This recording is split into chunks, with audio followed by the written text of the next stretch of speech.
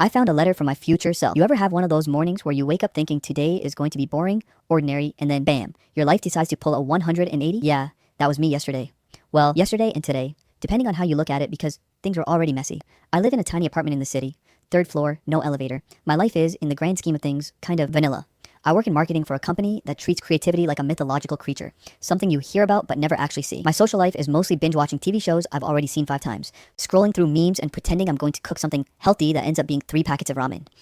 Anyway, yesterday started exactly like that. I was dragging myself out of bed, my hair looking like a bird's nest that had been struck by lightning, when I noticed it. A small envelope slipped under my apartment door. At first, I thought, great, probably a bill or a pizza menu or some idiot who doesn't know what a mailbox is. But then I squinted at the handwriting, my handwriting. No, seriously. That's not a joke. My exact scribble, the one I've been told, looks like a 12-year-old left-handed kid tried to write cursive while being tickled. And it wasn't just my handwriting, it was my handwriting perfectly intact, the kind of neat I can't even manage on a good day.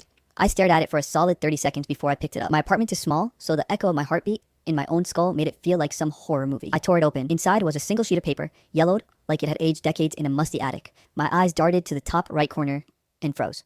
March 12th, 2040. I blinked, then blinked again, then laughed, because obviously this is a prank, right? Someone got me good. Either a sick friend or one of those internet weirdos who can somehow get your handwriting by copying your Instagram captions. But then I read the letter, and I swear read it, I wish I hadn't. It said, Ryan, tomorrow, do not take the 8:15 bus to work. You will be hurt if you do. Follow the usual route on foot or take the subway. Trust me. Okay, I muttered to myself. This is definitely someone trolling me, but then it went deeper. Stranger. Remember your first crush? The one in 8th grade, Lindsay? She still has the necklace you gave her. She never told anyone. And yes, you still owe Noah $10 from that bet in college. Pay it tomorrow. Everything in the letter was personal. Creepy personal. Specific things that only I could know.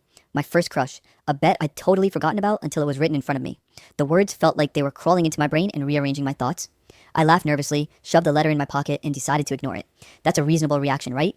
Ignore a letter claiming to be from your future self, warning you about an accident. Totally normal. Morning came, and I was jittery. Coffee in hand, bag slung over my shoulder, I looked at the bus schedule, 8:15 a.m. The usual bus. The letter was clear. Don't take it. I hesitated. My brain was screaming. It's a prank. Don't be a wimp. But something about the way the words were written, like someone knew exactly how my mind works. I paused. Then I grabbed my sneakers and started walking. Halfway down the block, I passed the bus stop. The 8:15 bus rolled up exactly as the letter predicted. I froze. And then I saw it. A minor accident. Or, well, not minor. A delivery truck had collided with the bus, front end crushed, glass everywhere, people screaming. My stomach dropped. I didn't even think. I kept walking. I couldn't believe what I had just avoided.